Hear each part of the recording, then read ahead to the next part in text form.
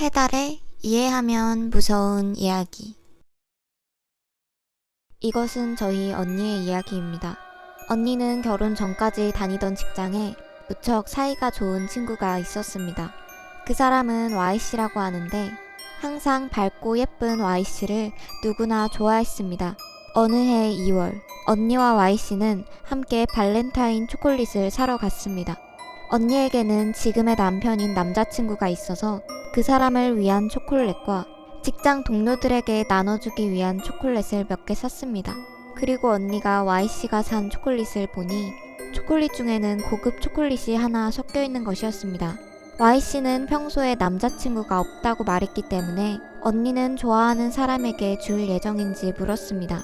그러자 Y씨는 고개를 끄덕이며 사귀지는 않지만 좋아하는 사람이 있고 이 기회에 고백할 계획이라고 대답했습니다. 언니는 진심으로 응원했고 Y씨도 기뻐했습니다.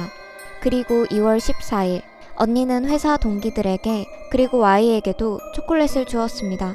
그러자 Y도 언니에게 초콜릿을 주었는데 둘은 거기서 웃음이 터졌습니다. 같이 초콜릿을 사러 갔기 때문에 둘 다 똑같은 초콜릿을 주었던 것입니다. 그래도 마음이 중요하니까 둘은 같은 초콜릿을 교환했습니다.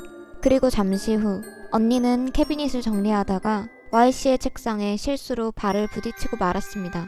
거기서 운이 나쁘게도 Y씨가 책상 위에 놓아두었던 초콜릿 상자가 굴러서 그 아래에 있던 물이 들어간 청소용 양동이에 떨어지고 만 것입니다. 언니는 놀랐지만 바로 자신도 같은 초콜릿을 갖고 있다는 것을 떠올려 떨어진 초콜릿 대신에 자신이 받은 초콜릿을 Y씨의 책상 위에 올려두었습니다.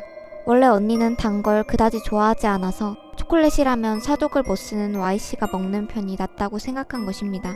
다음날 언니가 직장에 가니 Y씨가 초콜릿 안 먹었어? 라고 묻는 겁니다. 지금 와서 실은 초콜릿을 떨어뜨려서 자신의 것과 바꿨다는 얘기를 하기 조금 그래서 언니는 오늘 집에 가서 먹을 거라며 둘러댔습니다. 다음날 언니는 평소대로 출근했습니다. 언니는 거기서 먼저 출근한 동료에게 어제 Y씨가 죽었다는 소식을 들었습니다. 자택에서 모친이 발견했다는 것이었습니다. 처음에는 도저히 믿을 수 없었습니다. 바로 어제까지만 해도 아무 탈 없이 평범하게 이야기를 나눴는데 슬프다기보다는 멍해졌습니다. 그래도 그것보다 충격적이었던 건 Y씨가 스스로 목숨을 끊었다는 점이었습니다. 유서도 뭣도 없었지만 음독사였다고 전해졌습니다. 옆에서 지켜본 언니의 슬픔은 정말 괴로워 보였습니다. 그로부터 1년 후, 언니는 결혼 후 임신을 한 후에 친구를 잃은 슬픔도 점점 가라앉았습니다. 그런데 최근 언니는 또 그때 당시에 보였던 우울하고 창백한 얼굴을 보일 때가 늘어났습니다. 그 당시 이상으로 더 음울한 것이었습니다. 저는 걱정이 돼서 언니에게 물어봤습니다. 언니는 겨우 무거운 입을 열고 이야기해 주었습니다. Y씨가 죽고 난 1년 후의 발렌타인데이, 언니가 남편에게 초콜릿을 주려고 하니 그가 괴로운 듯 털어놓았다고 합니다. Y씨가 죽기 전에 그녀에게 고백받았다는 사실을 친구의 남자친구라고 생각해서 계속 참았지만 괴로워서 이제 안 돼. 이대로라면 자살할 것인지 M을 죽일 것인지 둘 중 하나를 택할 수밖에 없어. 그는 놀랐지만 Y씨와 사귈 생각은 없고 언니하고는 곧 결혼을 약속했다고 이야기해서 Y씨를 납득시킨 것 같았지만 그 후 Y씨의 소식을 듣고 충격에 빠졌던 것이었습니다. Y씨의 자살 원인은 언니와 형부에게 있었던 것이었을까요? 저도 충격을 받았지만 언니는 얼마나 괴로웠을지 상상할 수조차 없었습니다. 차마 위로의 말도 건네지 못하는 저에게 언니는 말했습니다. 자살이라면 그나마 괜찮지만 이라고. 왠지 떠올리게 된다고 합니다. 초콜릿 먹었어? 라고 물었던 Y씨의 말. 자살하는데도 유서조차 남기지 않은 갑작스러운 죽음. 그날 바꿨던 초콜릿 상자. 자살할 것인지 M을 죽일 것인지 둘 중 하나를 택하고 말 거야 라고 말했던 Y를. 내 여동생은 조금 특이했다. 웃는 사람을 싫어했다. 남들이 웃으면 울기 시작했다. 그때를 제외하면 절대로 울지 않았다. TV도 보지 않았고 친구도 없었다. 그저 표정을 죽이고 있을 뿐이었다. 동생이 초등학교 5학년 때 왜 웃는 걸 싫어하는지 물어보았다. 그랬더니 모두 웃고 있으니까 라고 대답했다. 왠지 불안해져서 정신병원으로 데려갔다. 그랬더니 선생님은 충격적인 말을 했다.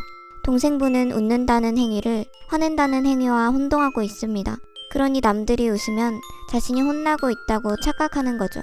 왠지 선생님에게도 동생에게도 어떤 얼굴을 해야 할지 알 수 없었다.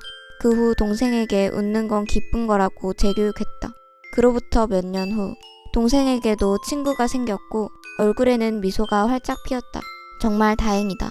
하지만 왜 그런 착각을 했는지 동생에게 물어봤다. 그랬더니 동생은 이렇게 대답했다.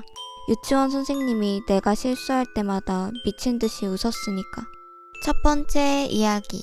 Y는 M의 남자친구를 사랑했고 M과 그의 결혼 소식을 듣고 질투심에 눈이 멀어 결국 M을 죽이기 위해 초콜릿에 독을 넣어 선물했습니다.